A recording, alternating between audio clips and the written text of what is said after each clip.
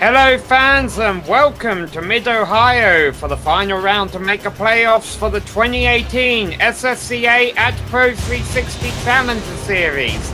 Last week, all the way over at Watkins Glen, the racing world witnessed a driver who had been knocking on the door of victory lane all season long finally break through after a fantastic drive. His name was Gabe Wood. Can he repeat as we get set to go road course racing here again at the Dirty Air Studios 150? We're just moments away from finding out. Hi, I'm Samuel Ryman, and alongside me in the booth is Sean Ambrose. Behind the scenes we have our director Joe Peak, and he's using camera sets made by Dougie Beard. Sean, while this is our second road course race for the series, much like Pocono versus a place like New Hampshire, Mid-Ohio is an entirely different beast from Watkins Glen. It absolutely is, Sam, and the Mid-Ohio Sports Car Course, located just outside of Lexington, Ohio. It's a 2.25-mile track today, 3.62 kilometers. It's 13 turns, Sam, and you know, there's only really a couple of good passing opportunities on this track, like the keyhole, which is turn one, that hairpin, and the trip down into China Beach. You'll see some overtaking there. The mid portion of the track, though, and the back section are very, very tricky, and any missed apexes there set you up badly for the next turn coming up. And Sam, you know, they built this in 1962. Since then, it's been one of America's premier road racing facilities, and today we get to see the Xfinity cars on this course. And Sam, I think what we'll do now is hop on board for another GSRC lap guide.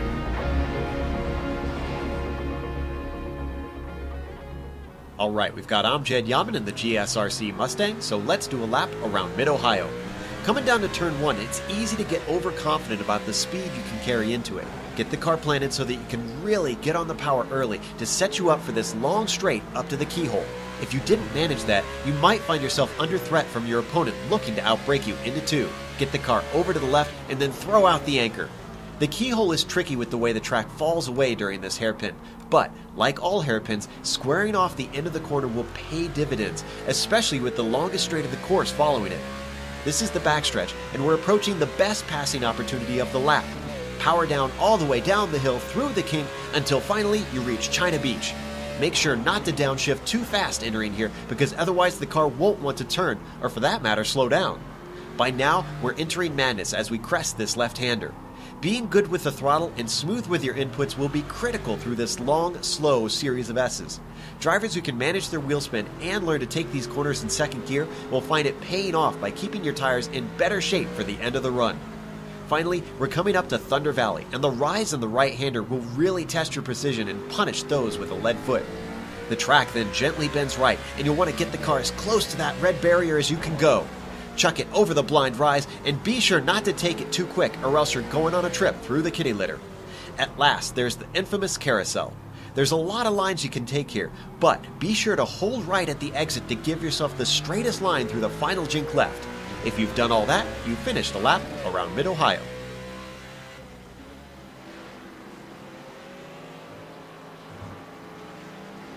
Man, the beautiful scenic countryside of this beautiful track here in beautiful Mid-Ohio. Now, as we get on with the broadcast, let me tell you here, tonight it's brought to you by Dirty Air Studios. They are an iRacing media production company. They provide top-of-the-line professional video graphics, pictures, and paints for all things sim racing. Visit them on Facebook. Just type in Dirty Air Studios. You'll be able to pull them up. Facebook.com/Dirty Air Studios. Sam, it's going to be a good one. Qualifying's underway now. Just over 8 minutes left. But first, why don't we take a look at the championship standings?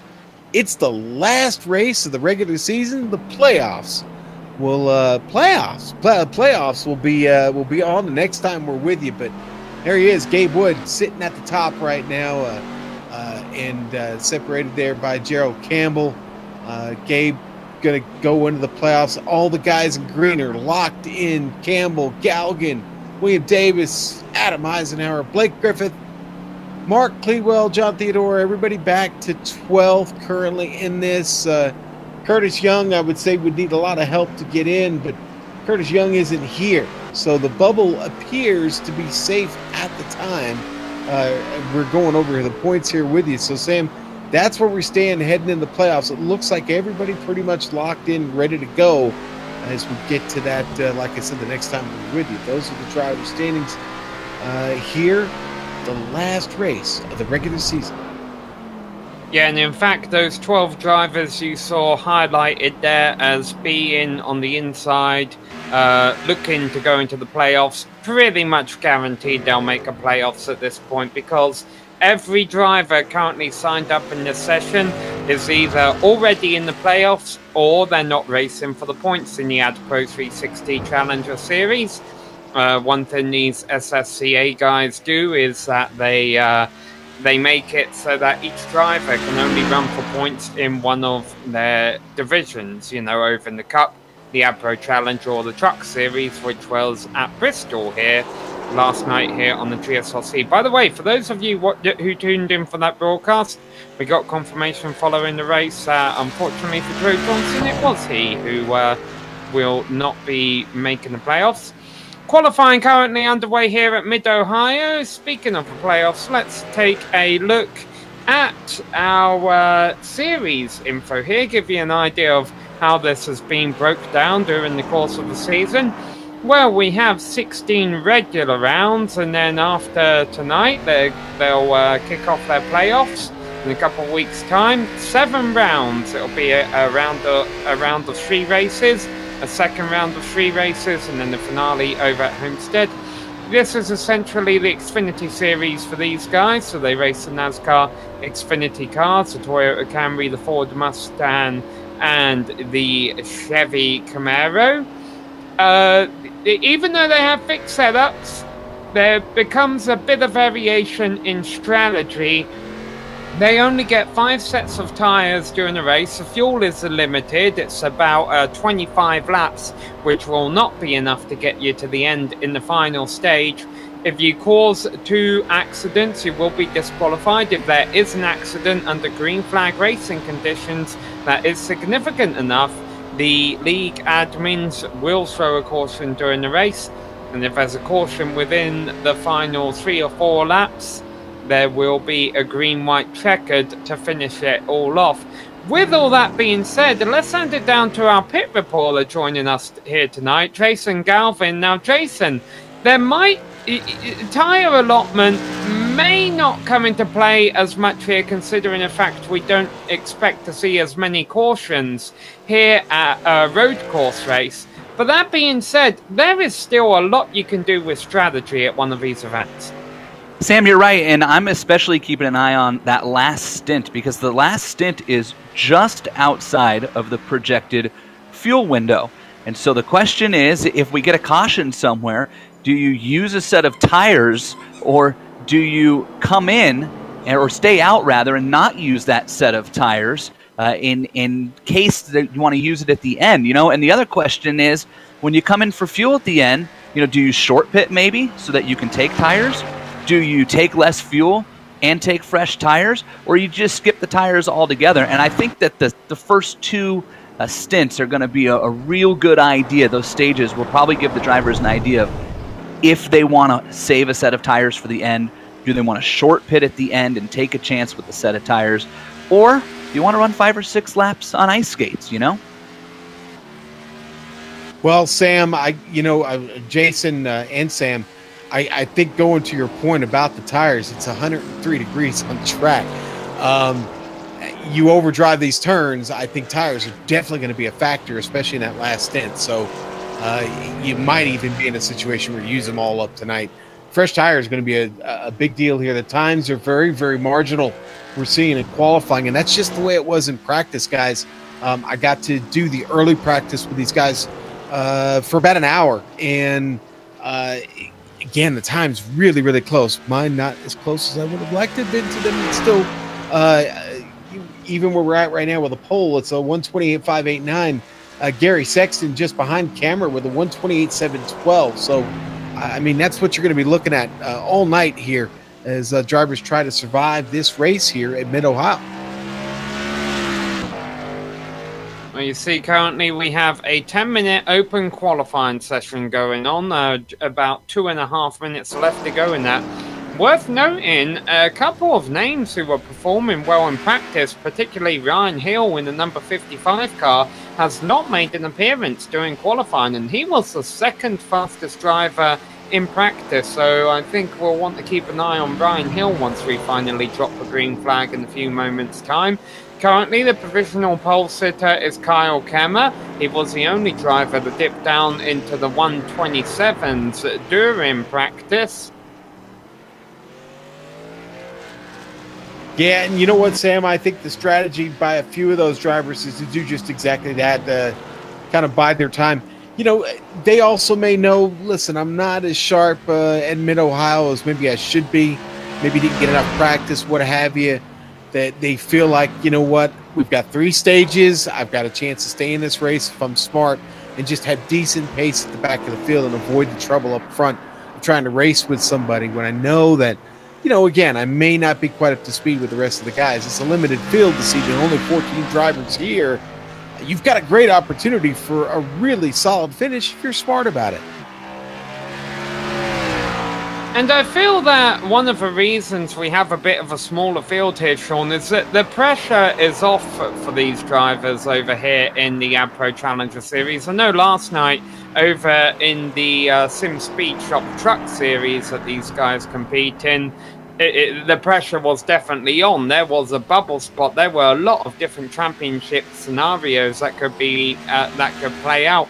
But really, tonight, that's completely opposite. These drivers, they pretty much know which are the 12 who are going to be advancing into the playoffs. But that being said, that doesn't mean we're not going to see a show here tonight. On the contrary, it means we could see something quite exciting, because there's going to be a lot of drivers out there racing for the win. Unfortunately, they're really going to have to do something about this Kyle Kemmer guy, because qualifying's about to finish, and he is 6/10 over the rest of the field. Yeah, Kyle just put in another good lap, and he opened the gap just a bit. I don't know why. You know, he's been solid in practice, obviously. I think there's a few guys that might have a little something for him, aren't exactly showing their cards real immediately here. So we'll see how this plays out. I think Sexton will be sharp this evening. Maybe even Galgan and Bonwell have a little something to say about it. Gerald Campbell, I think, maybe just missed it a little bit on qualifying. Sam, I expect to see him up near the front as well. It'll all be about a good start, though. When they cut him loose, it's going to be a quick trip down to that left-hander in turn 1. And you see, even though the checkered flag is flying on this qualifying session, they've added a bit of extra time. However, the only car on track right now is Gary Sexton, who's currently being shown in second. He hasn't slowed down, so I wonder if he is going to give... Okay, we're getting clarification. He is not on the hot lap. So, let's go ahead and award our pole award, and the round 16 winner of the Sim Speed Shop pole award is going to be Kyle Kemmer. For every 2 poles the driver gets this season, they earn $5, and the driver with the most poles at the end of the season earns $20, courtesy of simspeedshop.com, which is a great place to order custom button boxes as well as to buy and sell used equipment. For more information, go to simspeedshop.com.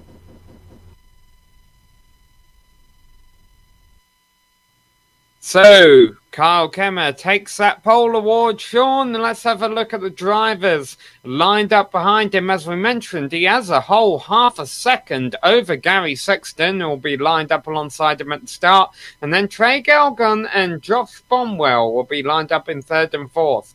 Gerald Campbell, you mentioned a bit of a surprise to see him back 5th on the grid. He also didn't have a lot of pace during practice, but he's got 55 laps to try and find something out there tonight. John Theodore in the 27 will be lined up to his outside. Jesse Abraham and Ellery Queen round out row number 4, and finishing up our top 10 are Ray Richer and last night's Truck Series winner, Will Davis. All right, in the last four, going to be Robert McFarland. He gets the last qualifying time in there in 11th. Michael Dullard in the number 31. Let's see. Oh, everything mixed around on me there. I'm sorry. Ryan Hill going to start outside him. Row 7 is going to be Michael Dullard. There we go. There's Mike 13th. And Jeremy Crandall going to start this race in 14th today. And we'll see how they go here, Sam. But we've got a short trip here on the back section of the course. We'll start in the chute, basically, and head on down to the carousel. And out of 13, they're going to let him rip.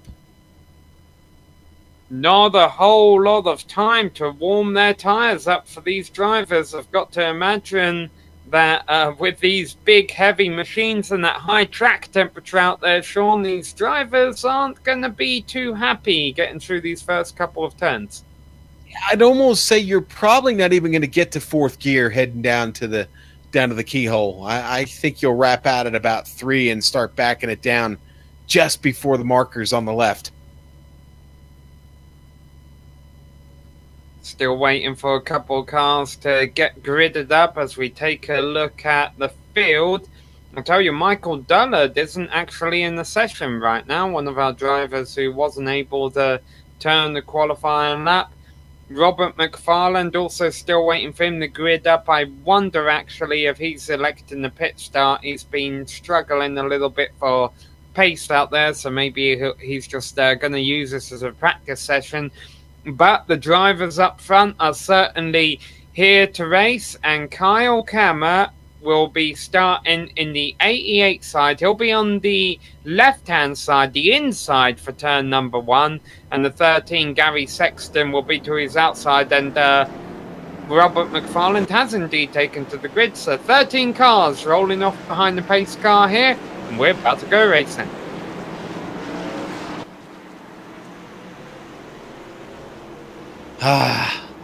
Sam, we're going to have a good one here. I know it's not a deep field, but everybody that's here are ready to go. The green flag's out. Take it away. For those about to race, we salute you as they dive off into the first corner. Nice start by both drivers on row number 1. Kyle Kemmer takes the lead out of his first corner. As you mentioned though, Sean, these drivers going to be dancing on those cold tyres, headed into this real slick turn number 2, the keyhole. These are where the passing opportunities are on this racetrack, so you might want to do it now. That's what John Theodore is trying to do for 5th place on Gerald Campbell as they come down the back straight. Man, and when we got started, before we got to the green, Ellery Queen and Ray Richard made contact coming out of turn 13.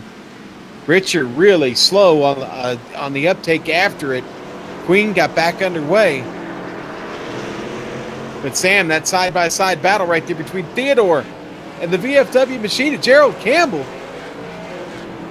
Yeah, Theodore's pulled away from them now. Yep. This is Jesse Abraham giving Campbell a hard time. So, Gerald Campbell, our most successful racer so far this season, not off to a good start here at Mid-Ohio. Oh, and almost losing it. Yeah, I was talking about that early. The jump in Thunder Valley, the car, so marginal right there.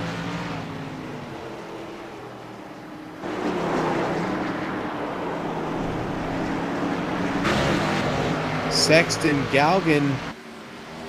This is a good battle here. Cammer, not necessarily running away, but these two left to kind of slug it out right now, Sam.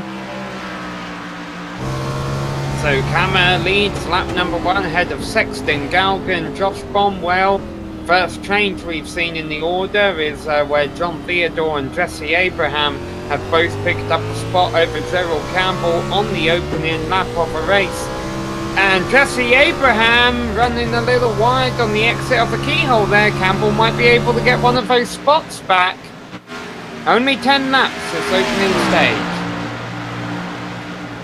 Oh, here comes Campbell. He's getting the run at him. There he goes. He's going to send it into China Beach. Get on the brakes hard. Keep it tucked on the curbs. That's a good job by Gerald Campbell. So number 6 goes up to position 6. Yeah, Abraham's got to be careful here. Open the door for Will Davis. Oh, and as I say that, Davis gets a little squirrely. Second place also could be worth keeping an eye on here in the opening stages. Sean Gary Sexton has not been able to break away from Trey Galgan in that 49 machine. Yeah, I honestly think Gary wants to get Trey out of his mirror. Trey looked awful good in the early practice. He seemed to have great pace here and a real feel for this circuit. Gary, though, now starting to get a little bit of a pull away there up the front straight. Boy, really, really nice tight line through the first turn. That left hair very, very tricky to dial.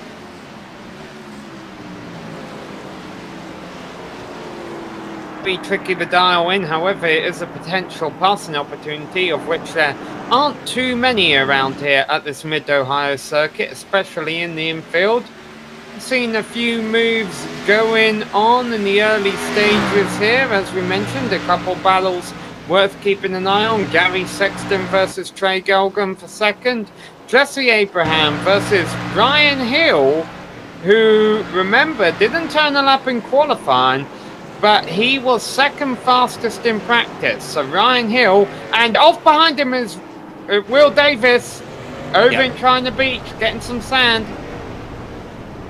Sam, he just got in too hot, way too hot. And I was talking about this in the pre-race also, just from my experience. You've got to be on the brakes before you get to the markers to the left. Okay, here we go.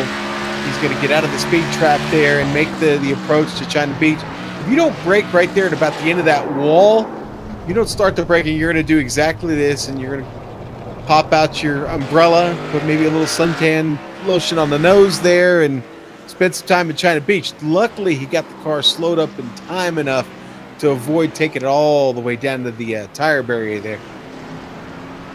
And there has been a change for seventh. It wasn't entirely pretty.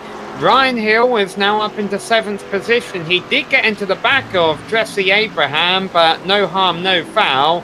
And once they both recovered, Abraham kind of just pulled over and let Hill by. He kind of got the gist of what was going on there.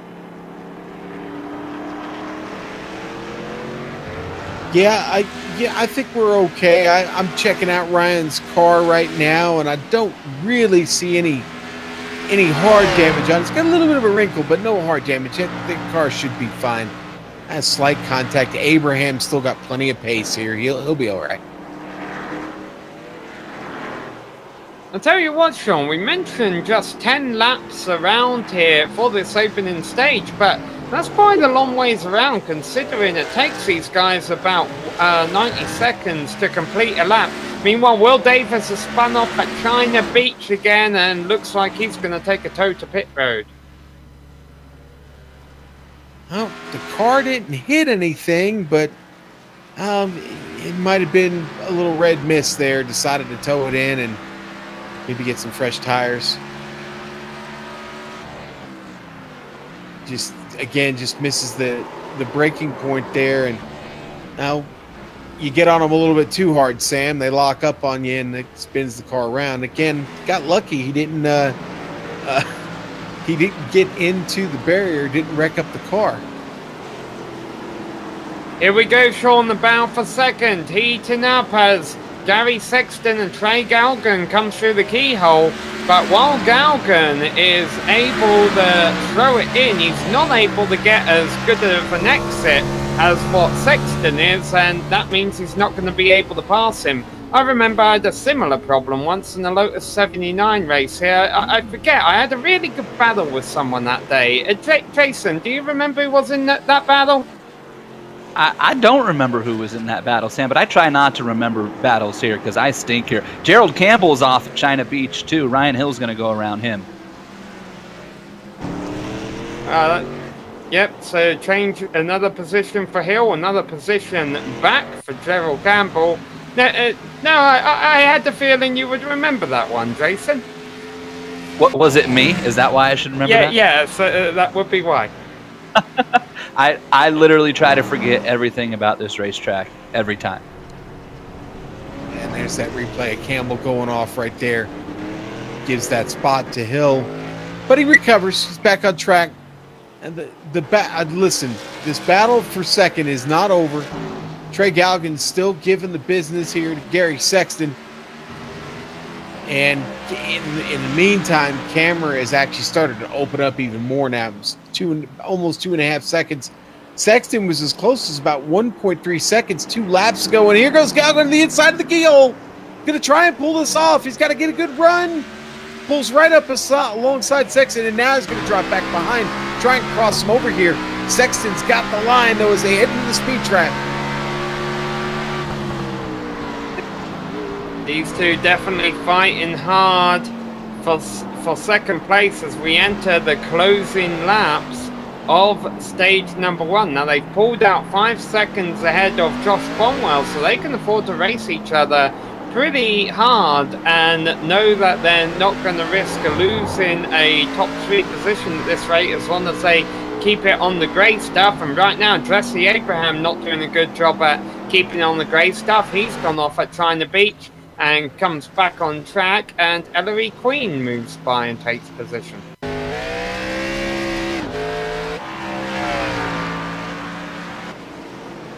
Here we go. There's Abraham on screen.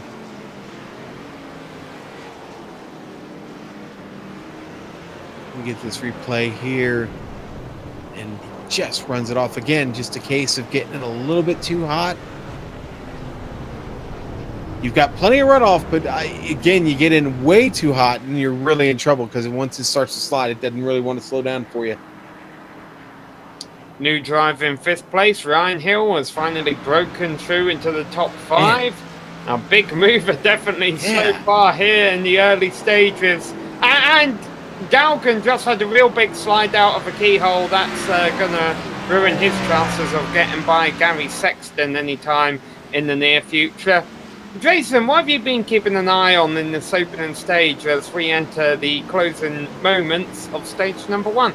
Sam, I've been riding with Ryan Hill, just watching him kind of methodically pick his way through the field here. And if you watch his lap times, the last lap's a bad indicator because he caught John Theodore in the final section and was still only a half a second slower than our leader. But lap after lap, Ryan Hill has been as quick or quicker than our leader has been. And he's been much quicker than Gary Sexton and Trey Galgan. Now, granted, the two have been going at it, but Hill's been having to run cars down too. And until the little slide right there, he's been very smooth, and he's going to get another spot here. I tell you what, Ryan Hill gets some tires. He's going to be one to deal with. Yeah, that was a scary moment there from Josh Cromwell, but he recovers and comes back on in 5th place, just ahead of John Theodore. Yep. So as you mentioned, that gives Ryan Hill 4th place, who, to your point, Jason, Ryan Hill is the current holder of the fastest lap of the race. Yeah, and you know what, Sam? That was Josh Bonwell that had the problem there in the 56. That was that part of the track where I said it's very, very marginal. Getting out of Thunder Valley, man, that right-hander up the hill, down the hill real quick. I'm surprised that's the first time we've seen anybody really legitimately almost lose it off the top there. Ellery Queen, Jesse Abraham now in a little tussle. Abraham trying to get some spots forward here. He's lost a couple since we got started. Ellery Queen, right where he qualified in 8th, keeping the car together actually has not been bad to start this race. Abraham still driving off the rear end of Queen's car. Not a good enough of a run there out of the keyhole, Sam.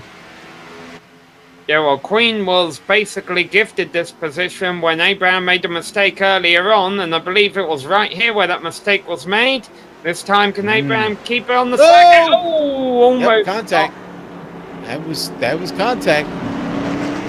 Queen did a good job of hopping on the brakes and not furthering the contact. They both live to fight another day, running in 8th and 9th positions.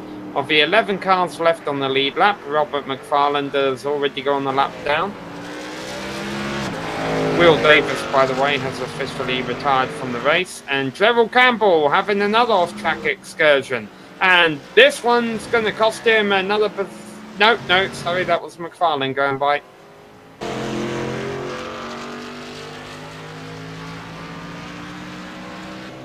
Gerald Campbell, I bet for his championship hopes here, Sean, he's got to hope that he has more races that what we've been used to seeing him perform during the season, and not races like what we've had tonight.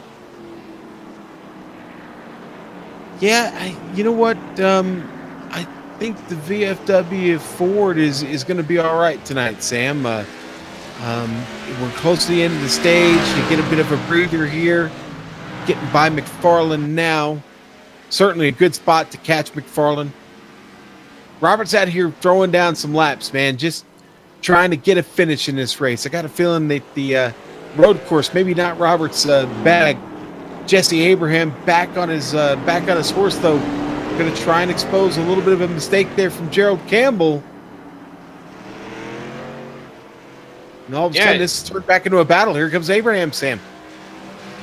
Yeah, Gerald Campbell, I definitely am a little concerned here, considering that in our next 3 rounds, which will serve as essentially the first round of the playoffs for our next 3 races, one of those is a road course at Road America, and I really hope Campbell can come to grips a bit better there than what he has been able to do here tonight, because another performance like this isn't going to help when he's fighting the likes of Gabe Wood and others for the championship, as we saw a moment out of Jesse Abraham there.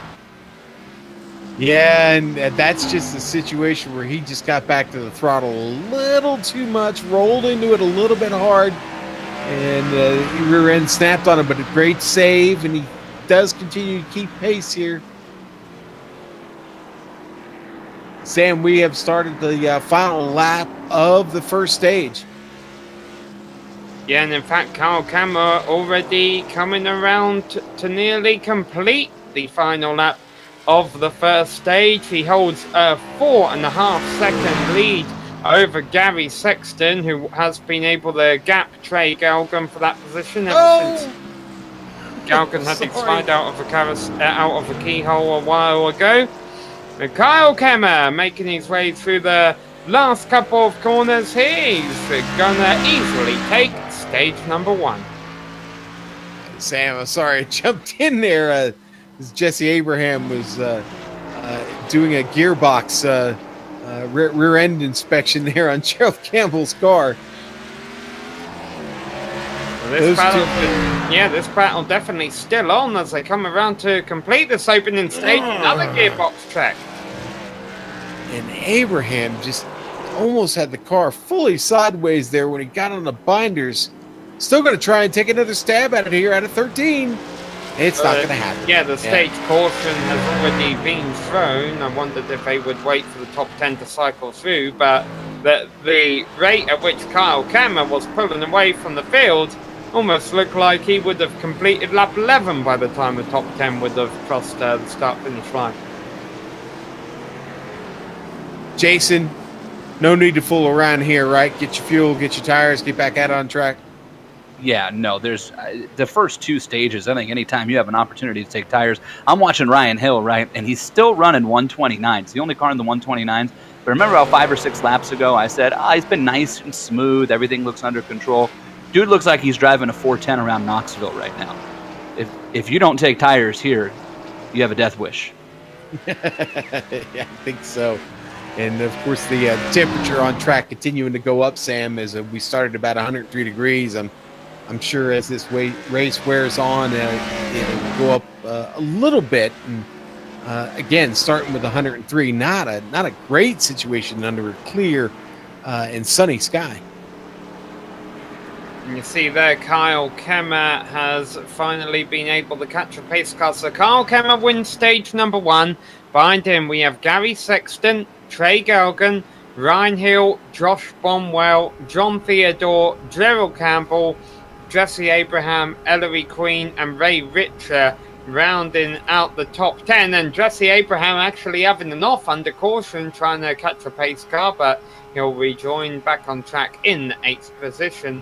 Now, of course, these stage points, winning the stage for Kyle Kemmer would be significant, but he doesn't compete for points in this series, so he doesn't get any playoff points there. And the stage points aren't going to matter a heck of a whole lot anyway, Sean, because the 15 bonus points you get for winning the regular season standings have pretty much already been wrapped up before this race by Gabe Wood. Yeah, Sam, good point. Really, I think at this point tonight, Mid-Ohio road course, last race of the season, I think this is more about bragging rights tonight. The guys that shown up are looking for that badge of honor at the finish.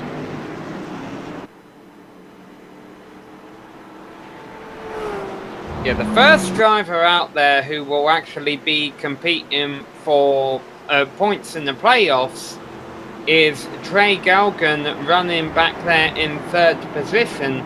Now, of course, that's significant because, as we mentioned a couple of rounds ago, in the second race in the playoffs is at Road America. So Trey Galgan making a bit of a statement here in the early stages, saying, hey, I'm going to be one of the playoff drivers to contend with at Road America.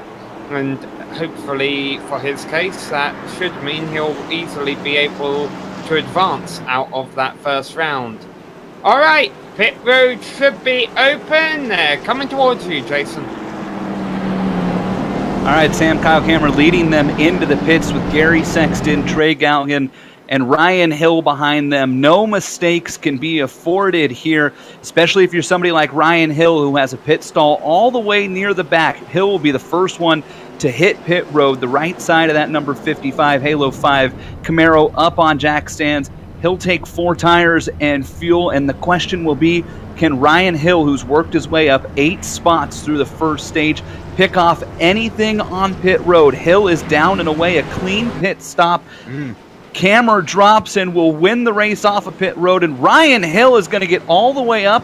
I think he might have beat Sexton out for second. I think you're right, Jason. I think he barely just nipped him there. Well, Ryan Hill, what a race so far. Jeez. Oh, he's yielding it back. There we go. So Sexton will restart second, but maybe that's not bad news for Hill because they'll be restarting double file. He'll get to restart right on Cameron's gearbox. So the only cars we have left on pit road right now, we've got Ray Richard, Jeremy Crandall, and Robert McFarland. Michael Duller didn't get restarted in this, or didn't start this race, and Will Davis is our first retirement of the evening, Sam. Yeah, and the pace car lights are still on, so they're going to follow him around for a couple more moments here. We got enough time for a short break on the GSRC. We'll be back for the restart and stage number 2.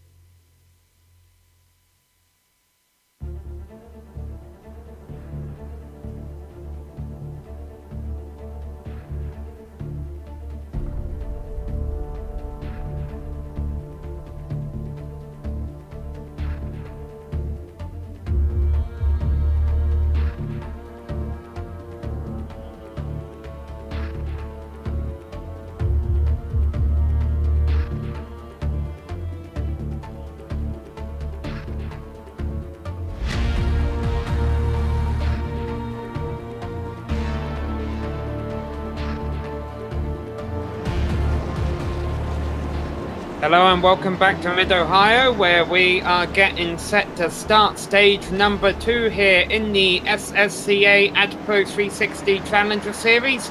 Kyle Kemmer and Gary Sexton about to lead them back to green. All these cars were in the pits just a moment ago, Jason.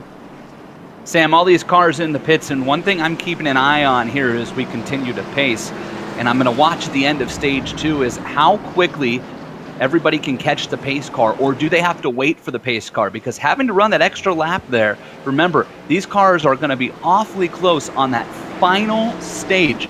Could we have a fuel mileage battle and a fuel mileage race on our hands? If 23 to 26 laps is accurate, I think we're going to go green with about 25 to go at the end of stage 2, depending on how this one goes. At maybe 20 to go, could be entertaining to watch. Stage 2 is about to get underway here. Kyle Kemmer already on the low pedal, and Jesse Abraham already putting a couple wheels off in the background. Man, Gary Sexton got a nice restart. He'll challenge Kemmer for P1 in the first corner. Kemmer will come out on top. Hill right on the back of Sexton, who stepped out a little bit there, and Hill is going to pay the price. Yes, he is. Boy, Bonwell gets around. Now Hill's off again. There goes Hill. Man. Oh, the mistake that he just couldn't recover from, Sam. And there, Hillary Queen's going to get by, and Ray Richards right behind him. Ryan's going to have a lot of work to do here now. He's used to that, though. That's what he did in the first stage. Yeah, I think Hill just wanted to have some more entertainment. Meanwhile, Josh Bonwell has had a nice restart. He is gotten by Trey Galgan and up into 3rd place. And Galgan just had to get on the binders behind him. It got a bit of a chain reaction there as Theodore had to lock him up for a moment. So how quickly will Ryan Hill make his way through the field? This time, Gerald Campbell almost off course, a couple cars in front of him. That cost Campbell position to Abraham. Hill easily flies by Ellery Queen, so quite a bit of shuffling going on in the field here on this restart. Yes, sir. Everybody trying to find a track that has limited passing opportunities, trying to find an advantage early. On board here, Ryan Hill, and Hill again going to have to work his way back up through the field. He's going to start by getting around Gerald Campbell, who admittedly has struggled just a bit on this start. Meanwhile, even though Bonwell was able to get by Trey Galgan for 3rd on the restart, Galgan not letting the 56 escape from him.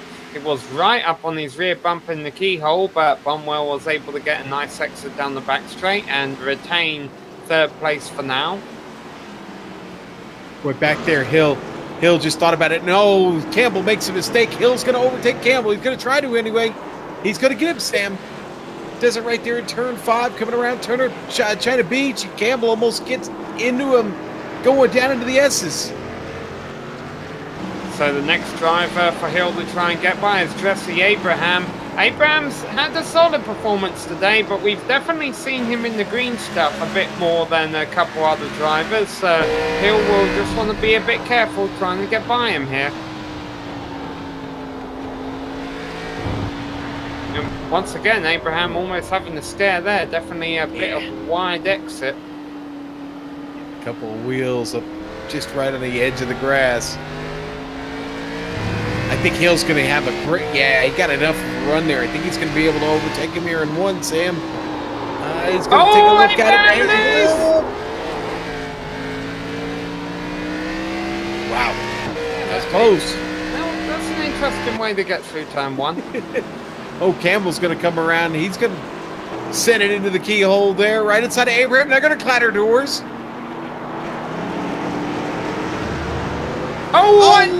Abraham's off. By Abraham, and he almost took Campbell with him. He did. He almost did. He misses him by just a sheet of paper. Well, he didn't really miss him, I would say there, Sean. There was contact. It just wasn't enough to spin the 6 car.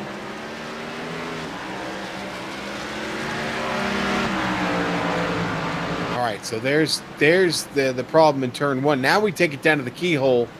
Campbell going to send it up the inside. Abraham's going to turn in. They're going to clatter doors right there. On the exit, it's Abraham's going to lose it right there. Maybe got a wheel off. And, well, I'd say Campbell gets away with one there. Jesse recovers to get back on track. But now sits back in 10th place, Sam. Second through 6th is getting very interesting. Josh Bonwell has been able to run down Gary Sexton for this P2 position.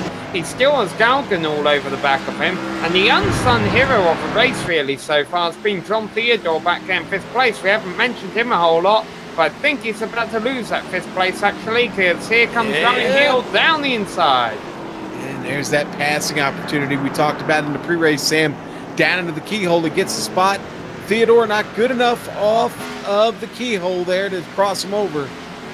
Hill's going to be allowed to get away, and now he can go chase this battle up here that we were just talking about between Sexton, Bonwell, and Galgan.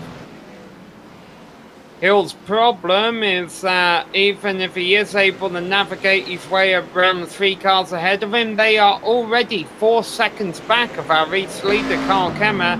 So the best any of these drivers can really be hoping for the finish of stage number 2 is position number 2.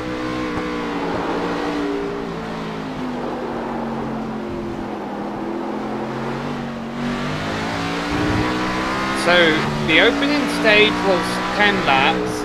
This stage is 15 laps, and then they'll go 30 laps to the completion of stage number 3.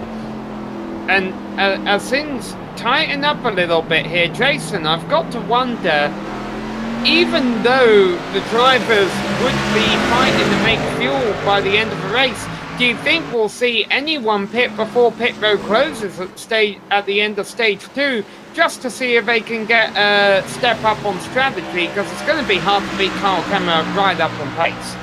Yeah, that's a good question, Sam. I think that depends on what you think is going to happen at the end of the final stage. And do you think that it's going to turn into a fuel race? Is everybody going to have to pit or not?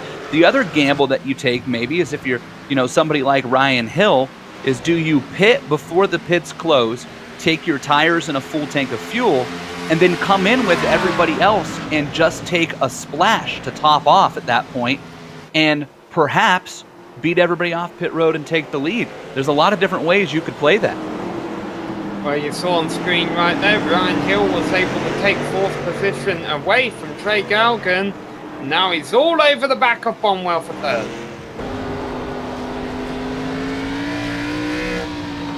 And just look at these cars dancing around after just 5 laps on the tire, Sean. You said it, dancing around. Exactly. Bonwell makes a bit of a mistake. Ryan Hill's going to get by. Here comes Galgan. Oh, it's going to be close. They're going to go too wide. Not the best spot on track to be too wide, but it looks like Galgan's going to make that pay off as they get down to the carousel. But give another spot to Ryan Hill. Now he gets to work on Gary Sexton, who has done a magnificent job all race long, hanging on to 2nd. And now he's got to do it with Ryan Hill in his mirror. We still have a bit to go here to finish this stage, Sam. Let's not forget, this is a pass that Hill was trying to do on Sexton in the pits. It was the pass that Hill was trying to do on Sexton on the restart. He has yet to make his way up into 2nd place this race, and he might have a great opportunity here if he could have got the power down coming out of a keyhole, but he wasn't able to do that. Gary did a good job. He got a little bit of wheel spin out of the keyhole. Got a little wheel spin out of the keyhole. Hill gets right up on him there, though, into China Beach, man. Woo!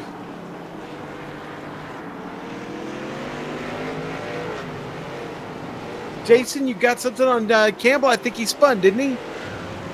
Yeah, a lap ago, Gerald Campbell went off, and just before the final corner there, and if you watch him now, he's all over the place. Gerald Campbell really starting to fight that car. And Sean, I didn't notice when he picked this up, but he has quite a bit of rear damage that was not there earlier in the race. I think some of that came from the contact with Jesse Abraham, and I wonder if that's affected maybe the rear downforce on this car. It'd be the last thing that you would want to lose, you'd think, the way these cars are handling.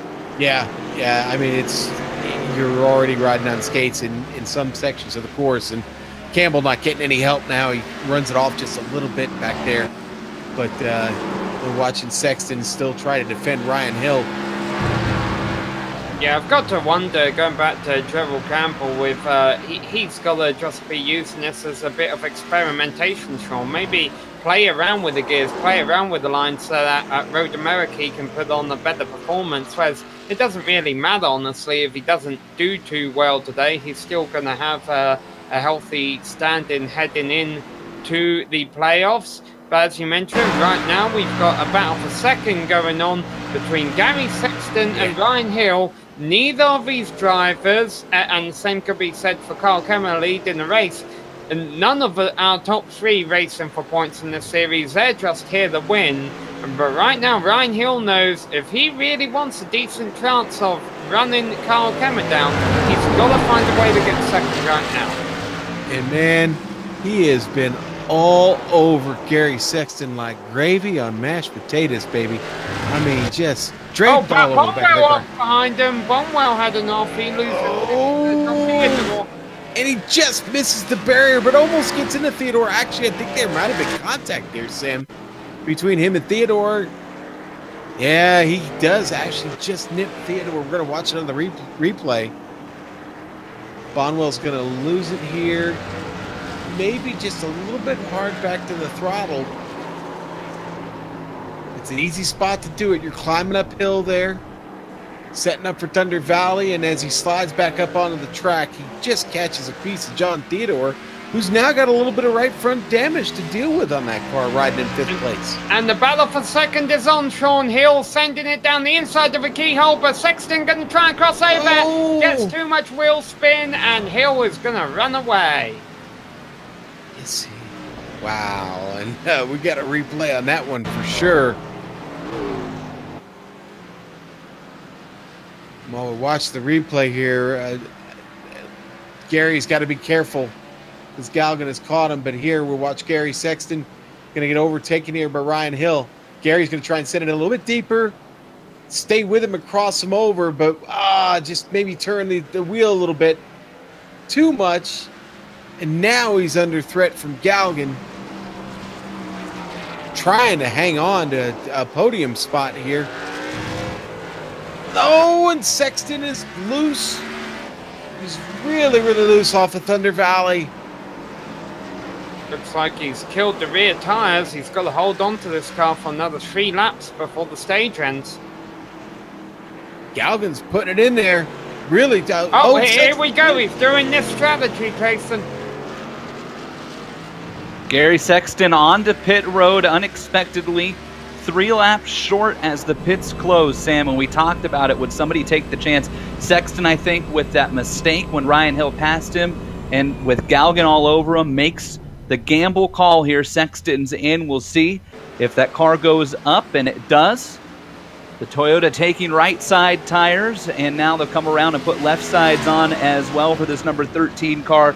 Gary Sexton spent the majority of this race in second place, and now down a clean pit stop for Sexton. He gets back out, and we got another car hitting pit road here as well. Robert McFarland decided to come down. Now this is McFarland's 3rd stop, so he's had a little bit of trouble, but McFarland in, and he missed his entry there. He had to back it up. Back on screen, here's Ryan Hill.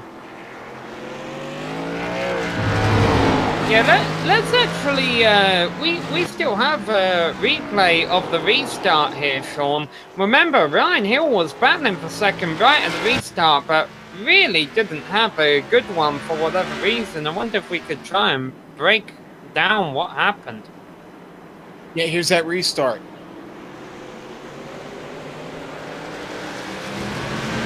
There he is on the second row, on the inside there.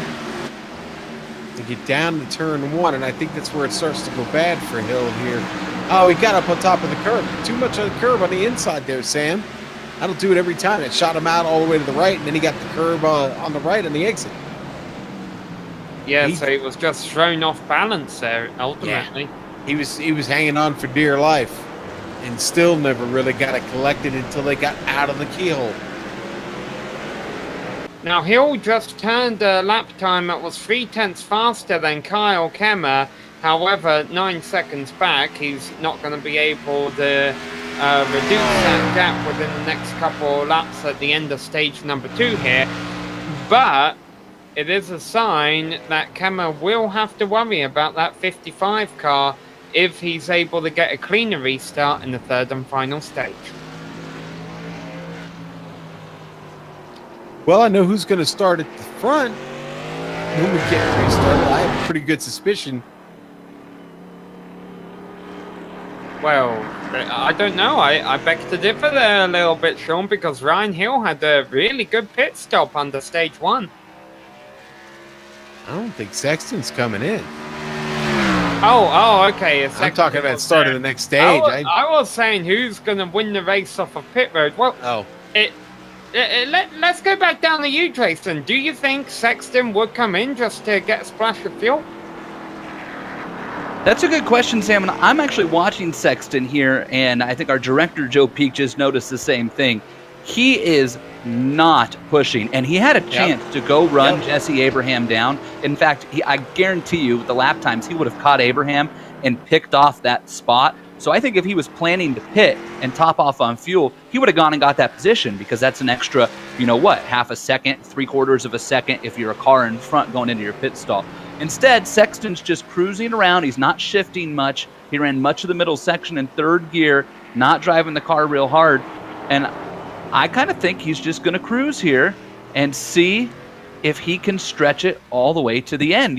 These cars, if they've got a button mapped right, we get a yellow. As he cruises behind the pace car, he could shut that engine off. He could coast downhill on some of these straightaways here. I think this could work. And he doesn't have much long to go before the end of stage number 2, because Kyle Kemmer working his way through the last couple of turns on lap 25 right now. We got a battle, though. I mean, Ellery Queen, Jesse Abraham side by side down into China Beach. Abraham gonna pull off the pass. So Abraham will take that position. Kyle Kemmer across the line to win stage 2. And behind him, Trey Galgan just had an off from 3rd, but rejoins the track.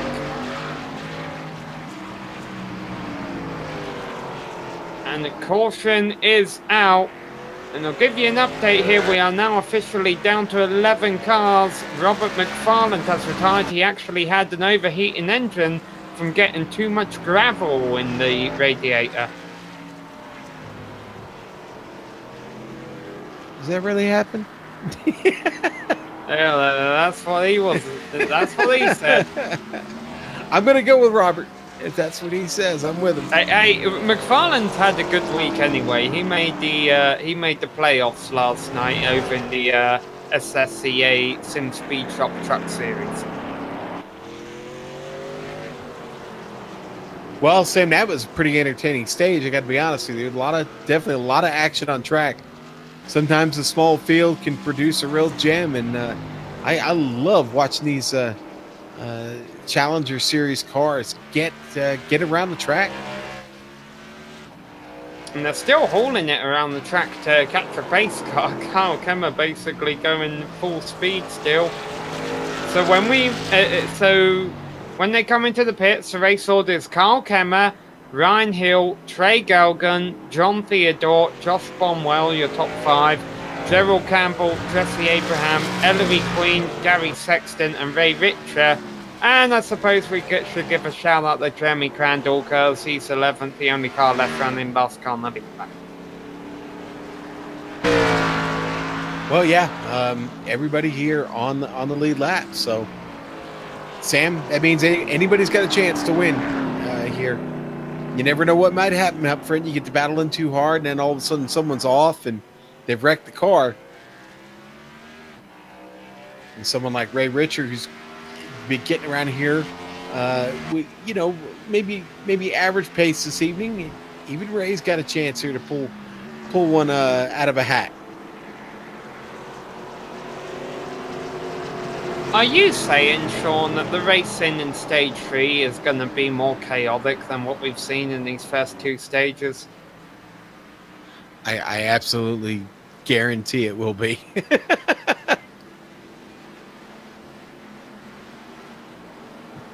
Well, you see the field has caught the pace car. Just about. Yep, Sam, they've just about all caught him. And still a few more turns to go before they roll into the pits, anticipating a 4-tire change for all of the cars that do come down pit road. Question is, how many cars will we see down pit road? Either 10 or 11? Or, Jason, could some cars opt to stay out and then just pit on lap 30 so that they know they can make it to the end on fuel and get to restart from the front?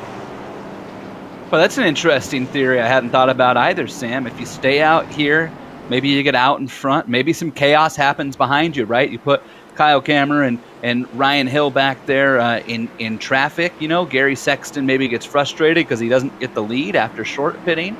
You never know. You make somebody make a mistake, and then you come in and top off and know that you're good. I think, again, that plays to how confident are you that the leaders pitting here either can or cannot make it all the way. And I think it depends on which side of that line that you sit on as Kyle Cameron brings the field to pit road, that number 88 Mustang leading the field down with Ryan Hill right behind him. Now remember, Hill has that first stall, and last time around in pit lane, Ryan Hill had the slower stop, but was the fastest car from line to line, and he did not get penalized for it. That Halo 5, number 55 Camaro, already with the right sides, now left sides for Hill. That car is down and away, and here comes the race. Can Hill beat Cameron or Galgan off of pit road? Galgan's down and away. Hill is going to win the race off of pit road. Once again, Ryan Hill not that much quicker than anybody else on the stop, but from pit row speed limit line to exit, 0.4 of a second quicker than anybody else on the track. Is he a speed limiter in that thing or something? Man, he really great control to be able to get right at the mark, and boy, that's really making up time. Good stuff there. So Gary Sexton did not pit. He'll be attempting a bit of fuel saving, try and play the strategy card here, see if he can hold on to the lead when we go back racing.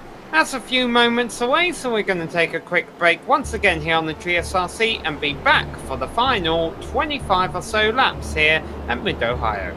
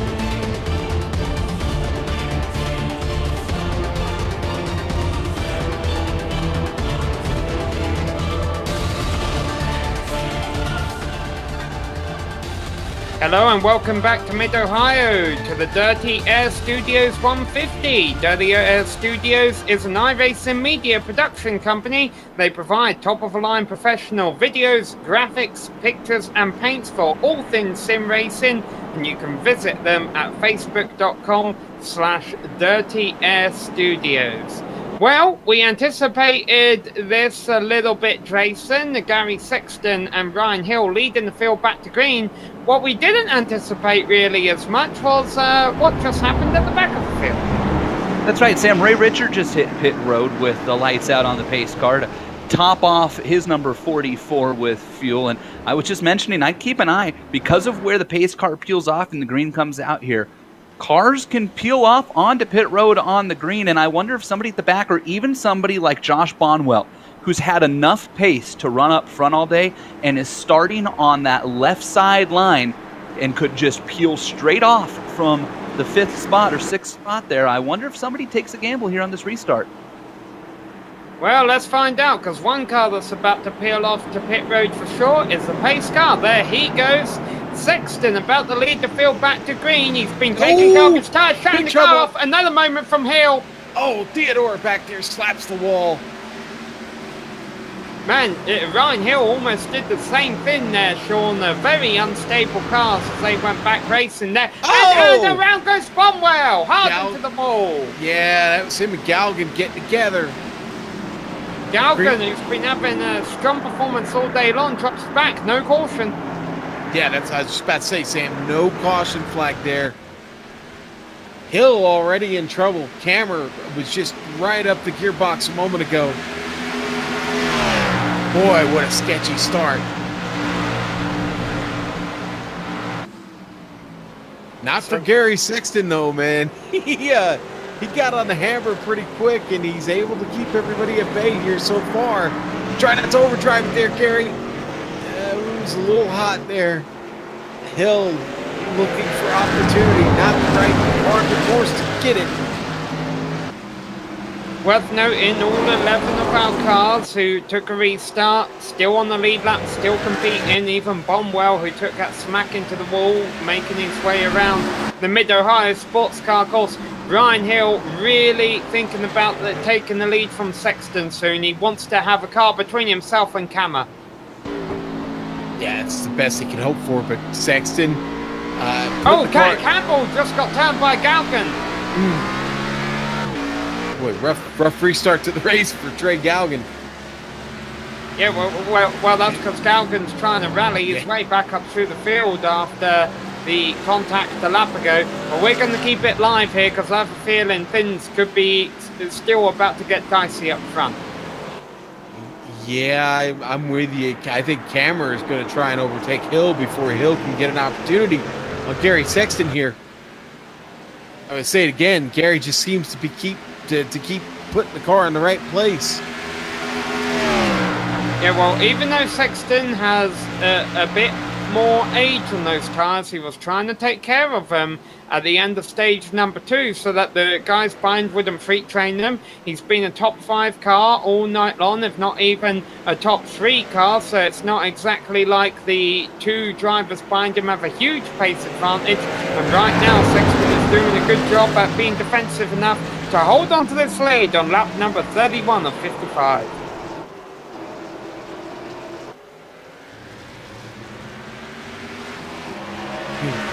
Top 3 are putting on the race. Oh, it's Sexton in trouble! Oh, it snaps on him. And Ryan Hill, for the first time tonight, goes into the lead. Carl Kemmer still on his gearbox. Gary's coming in too. He's going to the pits. There's the replay. He might be thinking, all right, plan B here now, Sean. Top off with fuel and try and make it to the end of the race. That's what happened. Yeah, out of the chute and in turn 11, he was just in there too hot. He had that pressure coming from behind. Just not much. Again, the pressure got to him there a little bit. And Jason, I think maybe you said it wheel hopped? Yeah, Sean, it definitely wheel hopped as Gary Sexton pulled from 3rd down to 2nd. He pulled a little late, and it was into the corner already, and the second it pulled down, you could hear it kind of wheel hop and the RPMs kick up as he tried to grab that gear, and that's what kicked it around. Sexton was in clean on pit road in that number 13 car, and he did take tires, so he can run all out from here to the end. Yeah, it'll be good to the end. You're right, Jason. Wow. Well, hey, listen, hashtag wheel hop. It happens, especially in the B car. It happens in the Cup car too, man. You got to be smooth after those gears. And let's emphasize here, Sean, Sexton could still win this race, not necessarily if Hill and Kammer have to go into fuel conservation mode, but it could also be sitting in the catbird seat if we get a late caution. If we get a late caution, we haven't seen an incident caution yet this evening, Sam. And I'm starting to get the funny feeling that maybe, just maybe, race control not real interested in putting that laundry out there. Kyle Kammer all over the back of Ryan Hill. Let's not forget, Kammer has been the one leading all race long. Hill has been the one back in the field and navigating his way through the pack. Well, now they're in reverse roles. Hill is up there leading, and Kammer's the one who has to find a way to make a pass.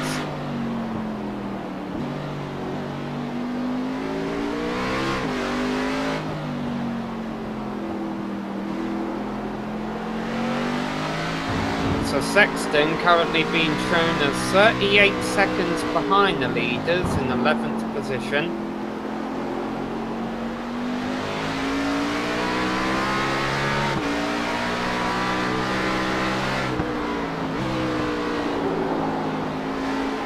Leaders coming around to complete lap 33. Still a long ways to go in this one, Sean. We've seen these drivers struggling on tyres after 10 laps, let alone another 22 now. Yeah, 22, Sam. That's a big number. Yeah, you said it earlier. We're talking about 90-second laps here, so still quite a way to go. That's a lot of time. You're approaching endurance-type levels here, and well, especially for these guys not so familiar. Man, Ryan Hill struggling right there. Ooh. Yeah, the braking maybe a little bit too late in an effort to keep away from Kammer. Almost cost him. And let's not discredit Trey Galgan. He's hanging just 2.5 seconds back there. But really the story of a race right now, Jesse Abraham, I don't have access to the incident count for this race, but he has been, I mean, he's been building sandcastles over there and trying to beach today. His cars looks like it's been racing at Bristol, which it will in 2 weeks. He's in 4th.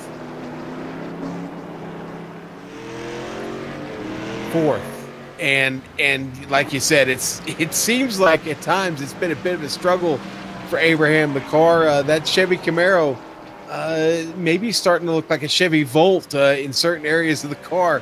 But hats off to him, man. He started 7th, like you said, and he finds himself in 4th. And well, Galgan's not like, it's not impossible. It's not too far up the road, about 9 seconds. Trevor Campbell, meanwhile, also running in 5th place, despite all the struggles we've seen him have so far today. He's holding on right now. Once again, this could be proof critical if he's able to learn any hints that will help him out at Road America.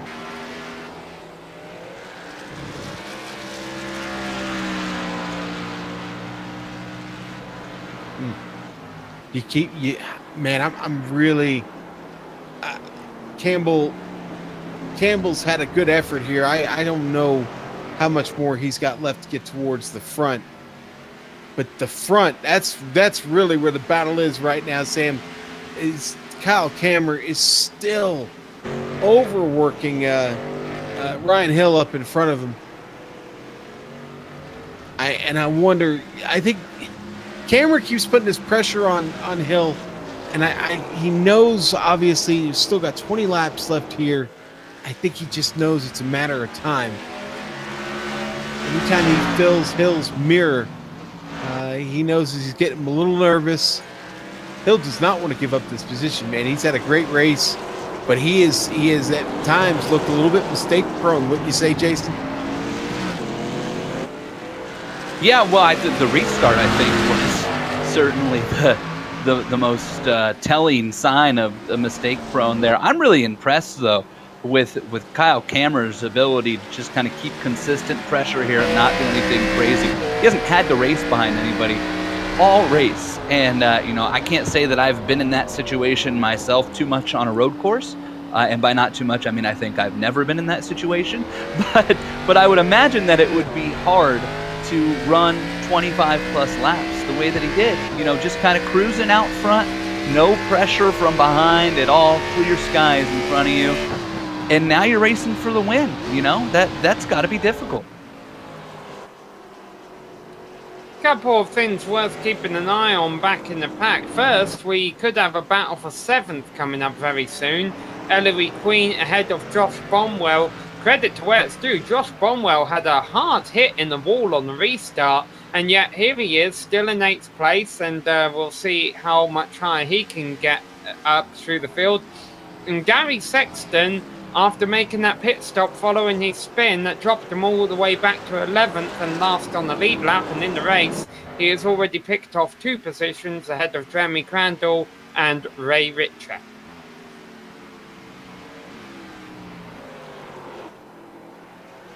Well, Sexton making the slow comeback, Sam. I mean, you know what? Where he had his problem, I'd say it was pretty fortunate because he was able to peel right off into the pits, get a nice, tidy, quick pit stop, get right back to the battle. Based on the pit deltas I'm seeing, he's certainly got a chance. Man, and the action up front continues. Kyle Kammerer still putting the pressure on. Crandall just had a crash in his 73 machine, and he's going to take a tow to the pits. Not a lot of damage on that car, but he may be done for the day.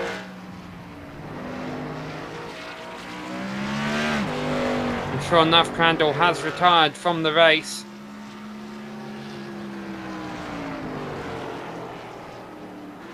Yeah, Jeremy's just... hey, listen, he's been out there just riding around, hanging on, and that time that comes with a little more damage on the car,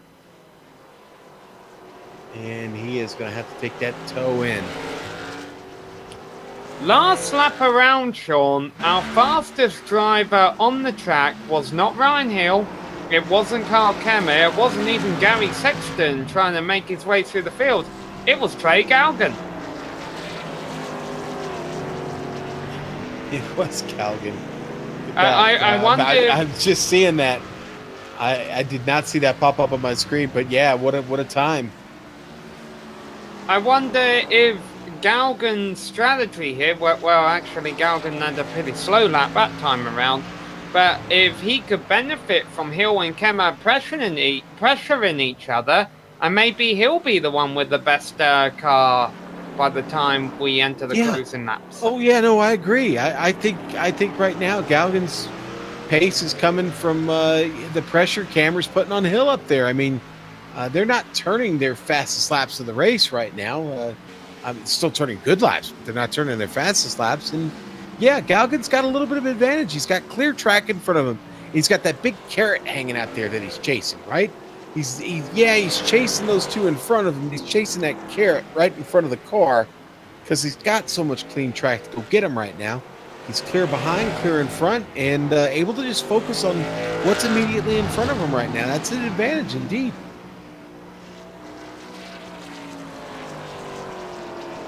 Hill and Kammerer work their way through the last portion of the course. They're coming to 17 laps to go as Kammerer sticks his nose out, just reminds Hill that he's behind him. I'm sure Hill doesn't need any reminding. The old saying is, Sam, put a stick in his side, let him know you're there. That's how we handle it.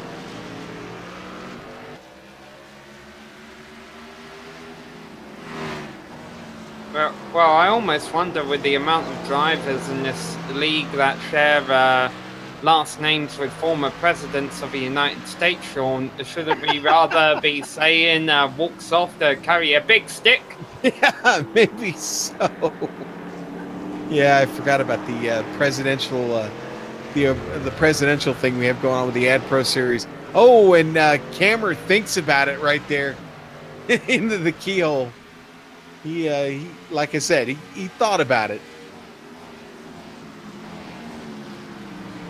They're already working their way down into China Beach, and as they navigate their way through the right-hander, now through the left-hander. Hill continues to hold on, and this has got to be not exactly relaxing, Sean, but the fact that Hill has had Cam all over his rear bumper for the last few laps without any drama, he's got to be feeling a little bit less pressure, like, okay, I can trust this guy, at least for now, but maybe 5 laps left to go. And speaking of a problem of trust, John Theodore just gets into the back of Gerald Campbell right out of China Beach, and then just behind him, Josh Bonwell sends it too deep into China Beach. All kinds of calamity going on back here between 5th and 8th place. Whoa. Theodore's, you're going to see it here. Theodore's going to get out of China Beach, into China Beach right here. Theodore's going to get a run at him, and he's just going to get into the rear end of Gerald Campbell, send him spinning right down there into the barrier. And then just behind him, you see Bonwell running off into China Beach, able to get the car back out on track, but Ellery Queen definitely gets by, gets the advantage.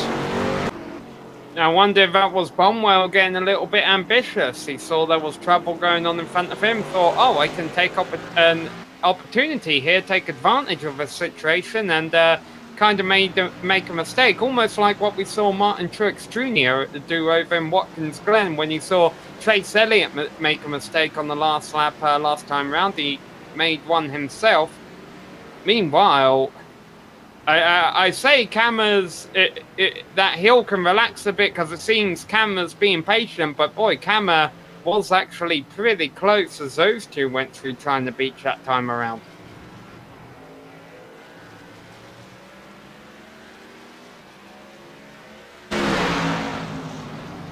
Well, Sam, it's been like this for too many laps to count now, but they're going to come around with 15 to go. I'm not so sure either one of these two drivers can make it to the end on fuel with the way they've been digging. I'd say that's a pretty long shot. So they have 43 seconds over Gary Sexton, so it should be enough for these guys to pit and come out ahead of him. Yeah, based on the pit deltas I'm seeing, that they're probably good by about 12 seconds, to be honest. Oh, and Bonwell just gets by Ellery Queen back there. We still have a couple of really good battles on track. Bonwell recovering from that trouble he had down into China Beach. He's going to get by Ellery Queen. Now he's got Gerald Campbell up right in front of him. We've got a replay of it here. Let's watch that replay of Bonwell getting around Ellery Queen.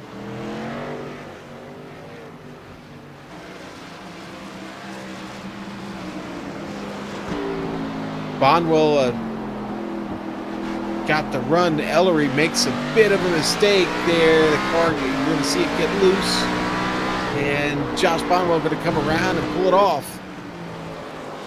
Oh, and I think Sexton is off. Sexton's had trouble. Okay, we'll stay on the replay here. We'll pick up with Sexton. Yeah, it happens over in the keyhole. We picked up our broadcast here from when he was making his way through the end of the lap. In a couple of turns' time, you're going to see trouble for this number 13 machine, and I'm not seeing him on track right now. Such a promising start to the evening here for the Dirty Air Studios Toyota. I almost wonder if this is a software failure, Sean. Something's going on with Gary. Yeah, that didn't look right. That car just careened off the track. It took a right turn.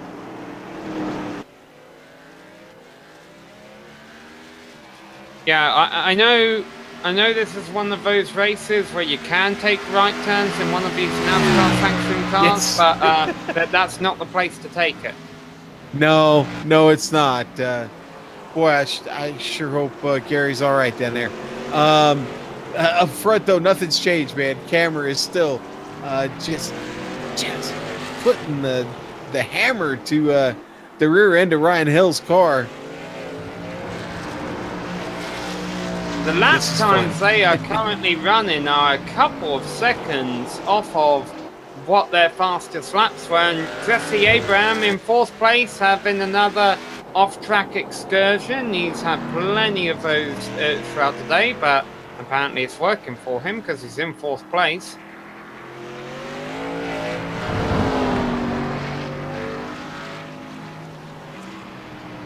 Oh, and into the pits comes Kyle Kammer. There we go. All right. Wow, what's he going to do tire-wise here? Obviously, he's trying to get enough fuel to make it to the end. Jason, what you call here? Sam, this is exactly what you requested. I think it was you who asked, would somebody split the distance here? And obviously, Kyle Kammer figured he was nowhere close on fuel. Brings that number 88 Mustang in. The right side goes up, so Kammer is taking tires, that Box Crush Mustang. Now, the left side will come up, and Kammer taking those tires, brings it out, taking a look at his stop time, and that's pretty good. 15.1 on the stop and 33.6 on pit lane. He's going to come out of the pits just in front of Theodore in the 4th position. That's the 2nd quickest pit lane time today, guys. Man, he is very fortunate he was able to stay ahead of John Theodore, because with those 4 new tyres, Kammer should be significantly faster than Theodore. You can see he's already pulling away by car lengths down the back straight, although granted Theodore was loose coming out of turn number 2 there. And Kyle Kammer really needs to make the most of these 4 fresh Goodyears right now. Yeah, give me 4 fresh new shoes and let me run. Kammer certainly got time to do that. Brian Hill in the carousel now, and he's going to keep going. So Hill going to come out of turn 13 and stay out there, and Hill's got the same problem. He's got to come in. I can't imagine he can make it, and I begin to wonder if that's the right strategy. I'm thinking he should have probably come in. Well, I mean, he can't really afford to go into fuel conservation mode if he's too far short, because Galgan's only 6 seconds behind him. I mean, what could he do, Sean? I think if he did pit, tyres are so huge right now, they're worth about 2 seconds a lap. He would either have to take tyres but fall victim to the undercut by Kyle Kammer, or not take tyres, but then Kammer would be all over the back of him within a couple of laps. Yeah, no, you're right, Sam. You are correct, sir. And here we see Kammer's already up into 3rd place ahead of Jesse Abraham. Sam, I am hearing from Gary Sexton that the computer just shut off on him. Something happened. That's unfortunate. Wow, there was contact there, Sean. Abraham was very late on the brakes and got into the back of Kammer. Sure did. Yeah, a little bit of a brake pad. Here we go on Bonwell, getting this position, battling Campbell for it. Bonwell going to fight him back. Yeah, Campbell comes out on top of that battle. Gerald Campbell still game for the fight, man. The VFW Ford it's seen better days, but man, it is awful spunky this evening.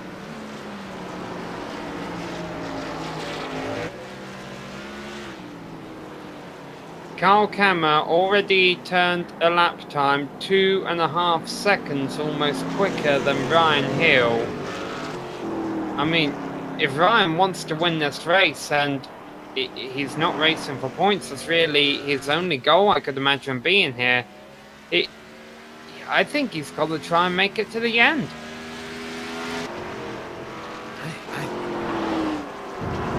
Jason, what you got? You got an update on somebody? And Sam, I was just watching that, Sean, too, with Ryan Hill. It looks to me like he started to short shift a little in places.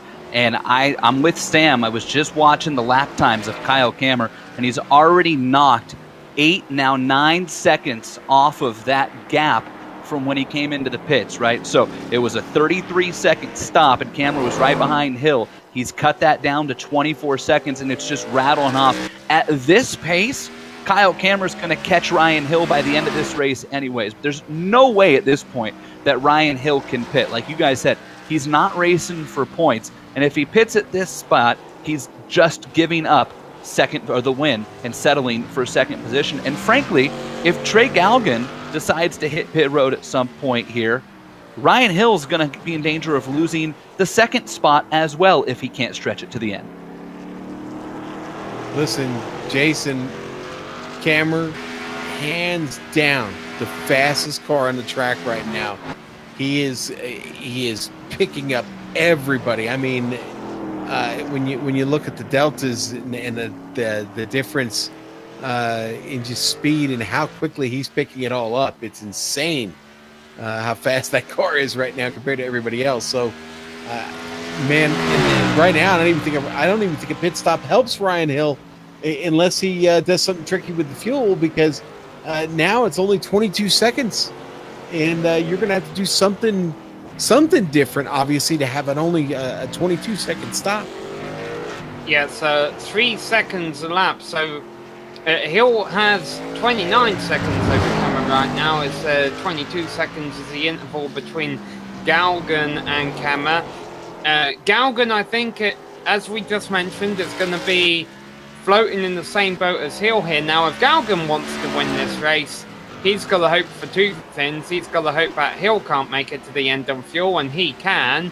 And he's also got to hope that eventually Kammer's tyres are going to burn off a little bit, and maybe he won't be able to eat into that gap as much as he is now.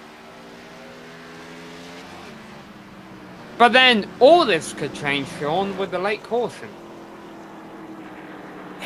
That's the second time you brought up that late caution, Sam. I don't think it's going to happen, buddy. I think if you're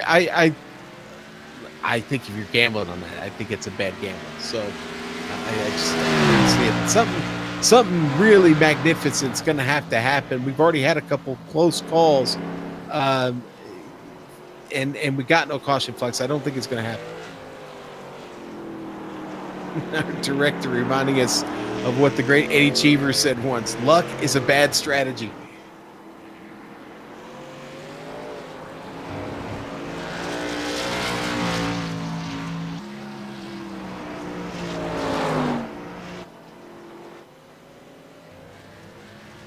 So as we look back here further in the pack, there's still a bit of a battle going on for 6th. Man, things were starting to look better for Gerald Campbell not too long ago. He was up as high as 5th place. Now he risks losing 6th place as Bonwell tries to recover from his earlier accident.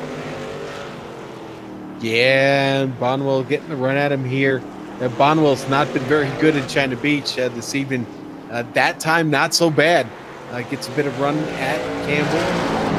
Both of them approaching that 20-lap mark on tires, so definitely on the edge right now.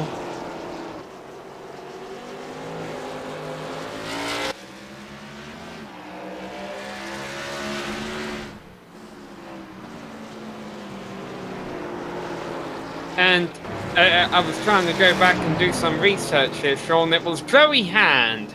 Joey Hand is a driver who can tell you how to bring the caution flag out here at Mid-Ohio. Oh, okay. That's what you were trying to find out. All right, I got you. If you've never seen it, go on YouTube later today and type Joey Hand Mid-Ohio crash. Of course, wait until this race is finished first.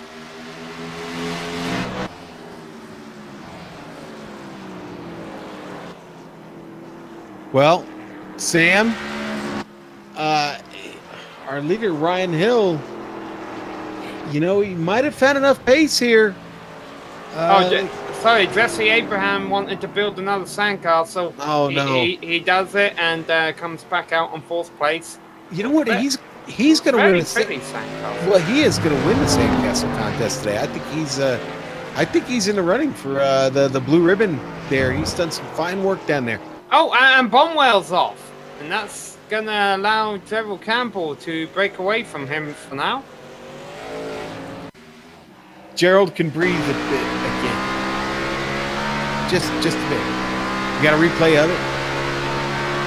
But here's the problem, Sean. When Bonwell goes off, he doesn't pick up any gravel or sand, whatever you want to call it. And I was watching a video recently saying that sand could become a valuable commodity in future years. The world is starting to run out of it. I mean, don't you want that sand in your radiator? That could be money one day.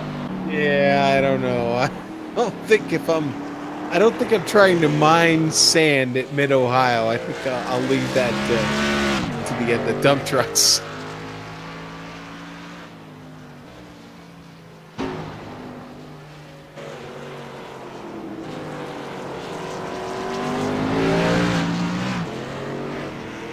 Hill has started to gap Trey Galgan a little bit more at the front now. It had been holding steady around 6 or 7 seconds for a few laps, Sean. Now it's opened up to 9. I wonder if that's Galgan taking better care of... Well, actually, as I say that, Galgan ran the faster lap than Hill last time around. I wonder if Galgan's trying to do a bit more on the fuel mileage side of things. Maybe so, Sam. Maybe so.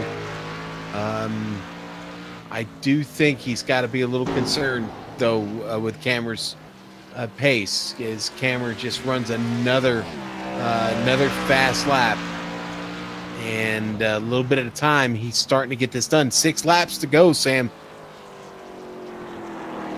And now this isn't much, but Kyle Kammer's lap times have gone from being 128s to 129s. And of course, that allows Hill and Galgan to breathe a little bit easier, but not by too much. Kammer's still catching them at about 2 seconds lap. I'm not breathing if I'm Trey Galgan. Honestly, I'm concerned because Kammer is on the come, man. And again, it's maybe not as quick as it was just a little bit ago. There was no pun intended there, I promise.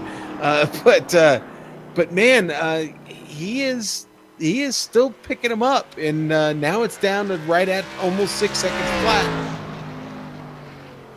Yeah, I think Galgan's going to get caught. I think Hill has got to make it on fuel. I think they both have to make it on fuel. We know Hill is up there fiddling around with the car a little bit and trying to save it. So we'll see here. This, Jason, I think you said in the beginning that this could turn into a fuel mileage race. I think that's what we're up to here. Oh, we're definitely up to that at this point. Either that or Ryan Hill has decided that he's just going to run the thing totally dry and do a splash and go.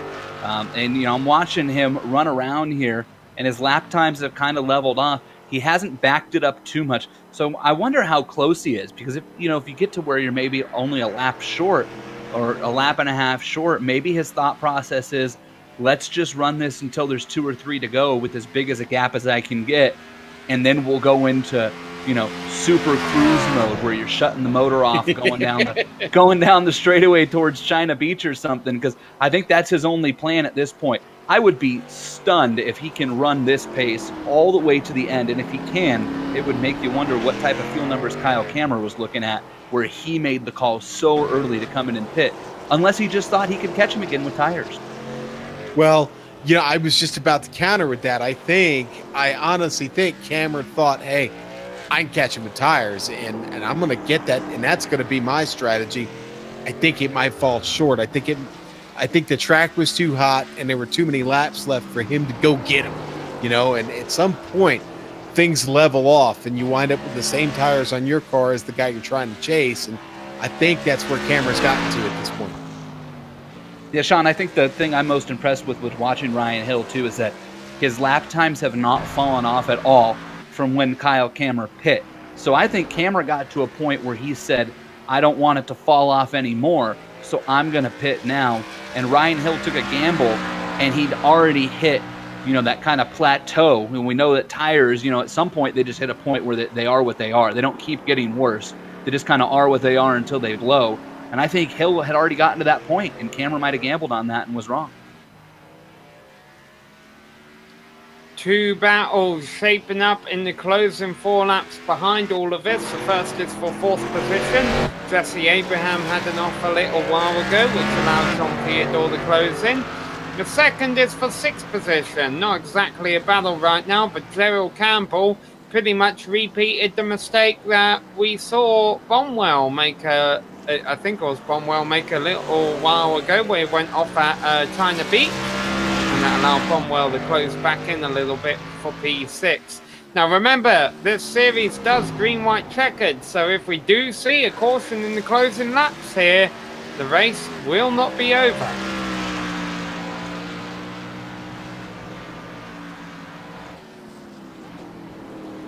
Well, Hill is coming around to get the 3 to go sign, and that will mean, if we stay green, that there's less than 5 minutes left to find out who's going to be the winner here at Mid-Ohio. Sam, Kyle Kammer has caught Trey Galgan. He's caught him in the carousel, and they're going to come out of turn 13.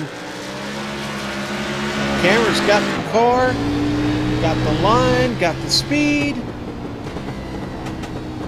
Got the fuel, got the tires. There's really Galgan, nothing Galgan has going for him except the position. Galgan's even got a little bit of damage on the car. So there we go. Cameron going to send it into the keel. And he's going to pick it up. And that really went uncontested, Sam. So 11 seconds now, the gap between Ryan Hill and Kyle Kammer, with 2.5 laps left to go. If Hill has enough fuel, if he can continue to run at the 131s that he's been able to do pretty much the entire second half of this stint, Kammer will not be able to catch him with the time remaining. He's got to hope for a couple of sputters out the back of that 55 machine. Sam, if I said I heard the bones rattling in the background, you have any idea what I'm talking about? No. That's somebody got the pair of dice in their hands getting ready to roll for a big one on the table. And Ryan Hill is the man with the bones, and he's got to ride this out for 2 more laps, down to 10.5 seconds. I think it's manageable, but if he has got to let off any for saving fuel, he is in trouble. We're on board with him now. Jason, what do you hear? I don't hear any saving going on right now with Ryan Hill, Sean, and I've been on Ryan Hill exclusively on this run. I mean, I think he's short shifting in some areas, but that's to manage the car. But you'll notice here, watch him go down into China Beach, and I'll stop talking here. He's going to run this thing almost to the end of the straight.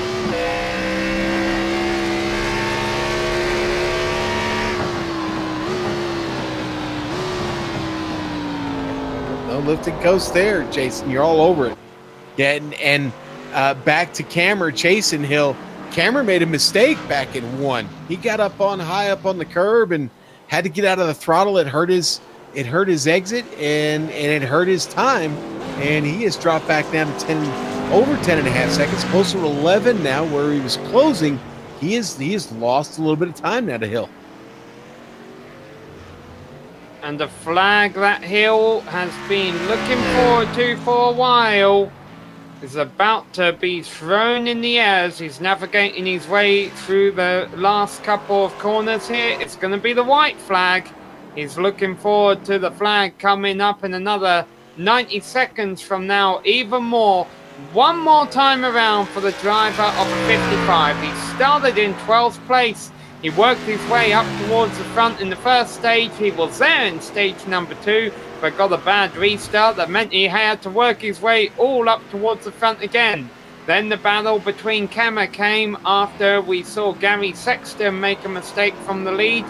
And then the strategy cards came out. Maybe if Kammer had made his pit stop a little bit soon in stage number 3, he would be within striking range on this final lap between them. But as it stands, that's not the case, and Hill just enjoying knocking down some cones right now with a handy 9-second lead and half a lap left to go. Hey, listen, Cammer gave it a great shot back there in second, man. But I'll go back to what Jason said a little while ago. Maybe we question his, well, the race isn't over yet, but maybe he's got to question his fuel numbers just a bit there, Jason. Yeah, and I'm watching Ryan Hill. Still no lift and coast anywhere. I think at this point he can almost just cruise. Yeah, only a couple of turns left. The left-hander here that we saw Gary Sexton have his moment at earlier. And now the long right-hander. Then he'll get back on the loud pedal and power it across the finish line. Although he's going very slow through the final turn. He might be out of gas now. That's okay. He's got 7-second lead over Camera. Ryan Hill takes the victory here at Mid-Ohio. I think he was just waving, Sam. I think he was finishing in style there a little bit. Trey Galligan going to come across, complete the podium tonight. That's a good run by Galligan. He had a tough day, too. It wasn't easy. Close for fourth place right now. Jesse Abraham not holding on by much over John Theodore. John Theodore close enough to be getting the sand sprayed in his face out of Abraham's car. Don't make a mistake, Jesse. Theodore right there to pick it up. This is a spot where you get to the throttle too quick, and no. Abraham does a good job of that exit of turn 13. Theodore going to have to settle for a top 5. Just as close for the battle for 6. Yeah. Oh, no. Oh, no. Almost right for Gerald Campbell. Rear end really stepping out there through the carousel. He'll hold on.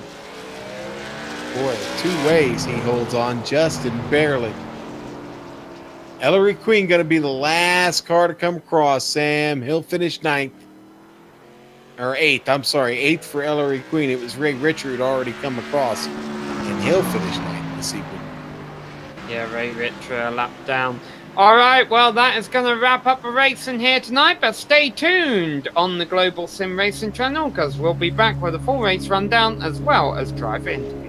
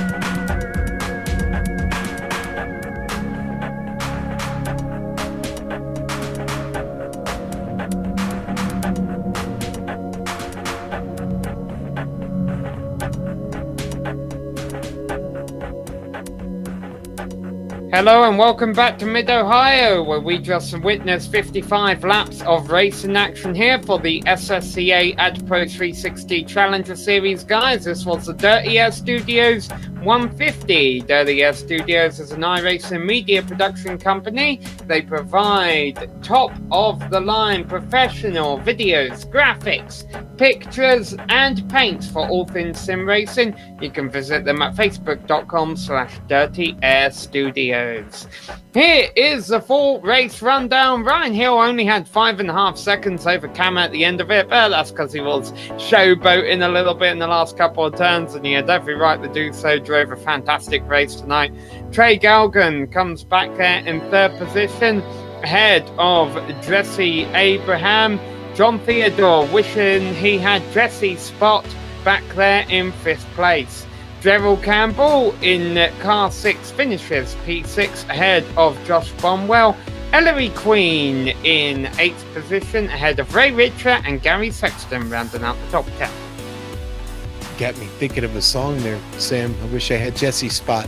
In 11th, it's going to be Jeremy Crandall, Robert McFarland, 12th. Will Davis was the first casualty of the night. He'll finish 13th. Michael Dullard never got started in this one. An exciting race indeed. Sam, I think, though, it would be right and proper if you spoke to our winner, Ryan Hill. Yeah, here we are. We've called up with Ryan Hill. First off, Ryan, congratulations. Thank you, thank you. How much was fuel a concern in that closing stage? Not really. I had about right after that. I figured it was going to be about 3 laps to the good. And once Gary went off the racetrack and wanted to go play with Jesse and the Sandcastles, I heard that in the broadcast. That was funny, by the way. And once that happened, I just wanted Kyle to use up his stuff because I knew he was faster than me in some corners. I knew in some corners I was a lot faster than he was. So, yeah, mainly just let him use up his stuff. And once he pitted, I looked at the lap counter. I knew there was no way he could catch me unless I really did run out. And that's why I looked at it and said, "You were 3 laps to the good." I was like, meh, let's just keep it on track. So fuel really wasn't anything for me. So after his pit stop, you were so relaxed, you started listening to us. Well, I was going from what Gary was telling me. Because Gary said that y'all were thinking I was going to run out of gas. I was like, man, tell them look at what happened at Sonoma. Overall, it was a fun race. Yeah, in the final stage, obviously, must have been fun for you controlling the field. I can imagine the restart, the stage number 2, wasn't exactly fun for you. Yeah, we don't really talk about that. I don't know what happened. I went to get underneath Gary, and I hit the rumble strip right there on pit road, and I was fine. And then I hit the gas, and there was no traction at all. And then I went to turn 2, and there was nothing. I was like, what's going on? And I went, we almost destroyed a whole race right there. Went from 0 to 0 real quick. And when you didn't qualify, we saw you were fast in practice, but you started back in 12th position. Was that a personal preference or was something keeping you? Yeah. This is the first time I've run in this series. Normally, I'm not allowed to run in this series due to being in the Cup, but I asked Gary, kind of really pleaded with Gary to let me come run Mid-Ohio because I just bought this track this week, so I never ran a car on it before, and I really wanted to run it, especially because with a closed group of guys I know how to race with. And this is a championship race for them. This is their last race, so the guys who are in it, they're trying to lock themselves in the championship, and I'm not trying to get in their way. So I figured I'll just use the first stage just to try to get the feel of everything, get past cars, and, see who's going to be the first ones to run off the track. Well, you not only kept it on the track at the end of the day, Ryan, you brought home the race victory. I guess that means you probably like this track now. Oh, yeah, it's fun. I love road course racing.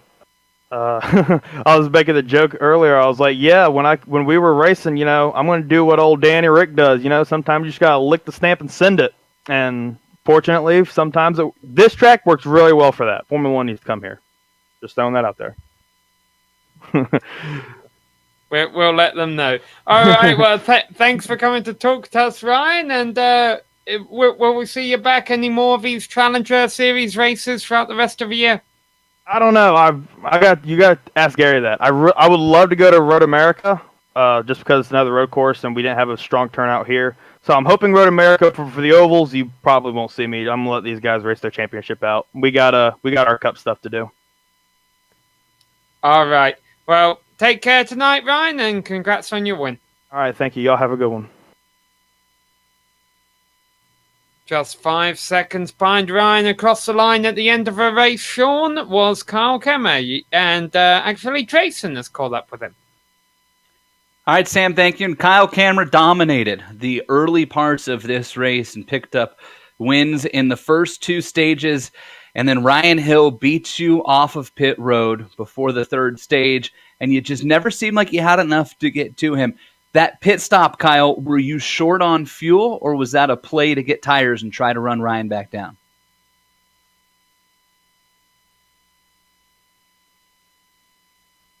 Oh, Kyle, we see you lighting up there, but we can't hear you, buddy.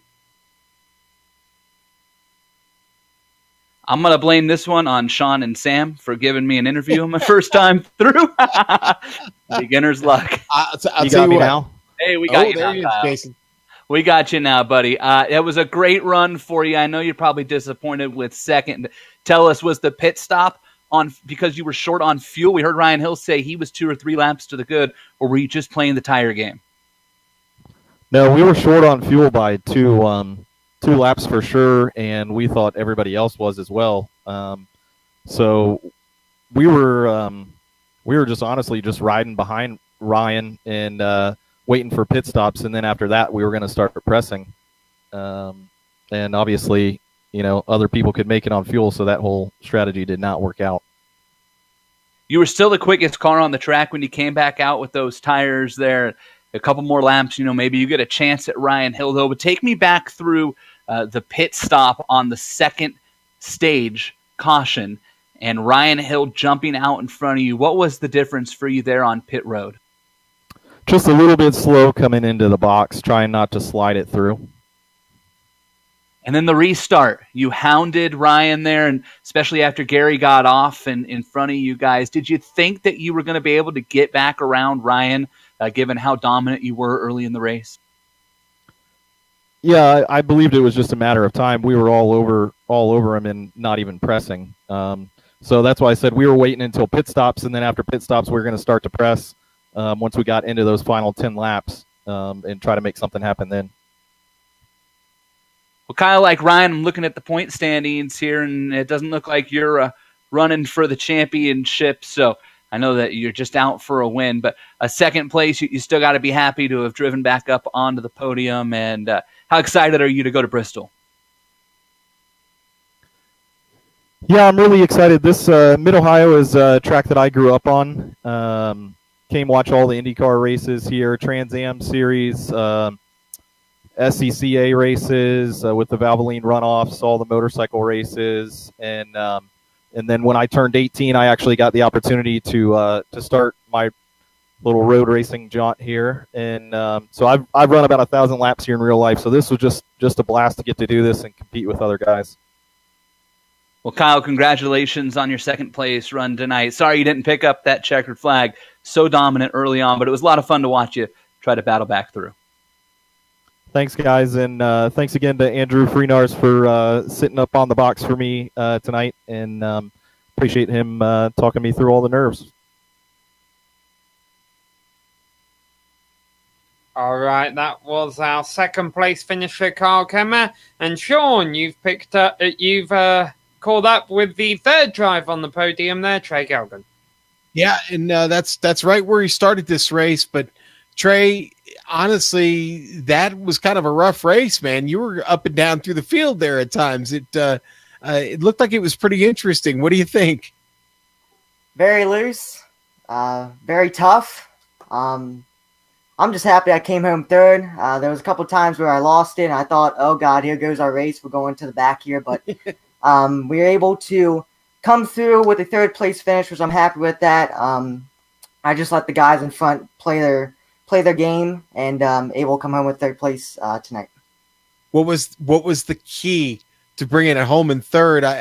It's easy to get down when you have trouble and you make mistakes or you have incidents with other people. How do you keep the focus and do what you did this evening by finishing third? It's kind of weird, but I was literally talking to myself the whole time, telling myself to just calm down, take it easy, because normally when I start to make those mistakes, I start to get frustrated, and then I start making more mistakes. So I just told myself tonight, just be calm, just hit your marks, and you'll start catching up to the guys in front. We were able to stay with them. Yes, they were able to pull away, but we were able to stay with them throughout the run. You know, ultimately they pulled away, but it was just talking to myself and making sure that I'm calm and not frustrated. Well, you're not the only one who talks to himself during races. It's apparently Sam likes to do that too, and he names his cars too, and he talks to him. So it's okay. The result is what's important, not the method. And tonight you survive the battle out there here at Mid-Ohio. Trey, last question. What? It's two parts. What's your favorite part of Mid-Ohio? What's your least favorite part of Mid-Ohio? Least favorite part, right off the bat, it's so loose you can't even drive it. That's my least favorite part. These cars have literally no downforce to them, so you can't even get up off the corners without spinning the tires. So that would just be that one part. My favorite part about Mid-Ohio, that's a tough one right there. To be honest with you, I have no idea. I kind of don't take this long, but I kind of don't like this track. I mean, for the fact that you hit the gas and it just doesn't go nowhere. It just spin the tires. So maybe one day I'll find a love for this track. But for right now, it's on the back burner. All right. So it's building into a love-hate relationship. Hey, Trey, great job this evening. We'll talk to you soon, buddy. All right. Thank you. All right. And that is Trey Galgan. And Sam, I think that means it's time to put a pretty bow on this thing. I want to thank Jason Galvin for being here with us tonight and giving us a little insight to Mid-Ohio. You open-wheel IndyCar guys have certainly run this place enough and always make a good show of it. So great having him on the team tonight. It was fun being here. Thanks, guys. I'm still disappointed you didn't remember our good battle from last year in the Retro Series. Now I got to go back and watch the GSRC broadcast, Sam. I gotta remember absolutely. what it was. It lives in perpetuity. It's right there in the archive, buddy. I'll tell you this much, Jason. You ended up beating me across the line. Maybe that's why I remember it better. I'm sure had you made a move on me at the end and beat me, then it would probably sting a little more for me as well. All right, well, that's going to wrap it up for us here on GSRC tonight. We would like to thank all of the organisers and the competitors of the Simulated Stock Car Association and the AdPro 360 Challenger Series for coming out here tonight and putting on a great show. AdPro 360 is an advertising agency that specialises in digital and social media marketing. For more information, go to adproresults.com. We would also like to thank all of the companies that provide the software and hardware for our broadcasts, and you can see them all listed on your screen. Additional thanks goes out to Eric Ekholm and June Lalonde to provide us with our great music. See the screen as well for how to get a hold of more of our great work.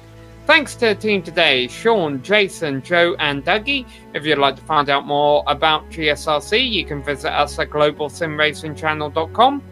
We're also on social media. We're on Twitter at GSR Channel, Facebook at facebook.com/globalsimracingchannel, and Instagram at GSRC_gram. All of the upcoming races for our other series are on the screen, so check those out, mark them down on your calendar, and don't miss another second of exciting racing action. But until next time, race clean, race hard, and we'll see you on the track.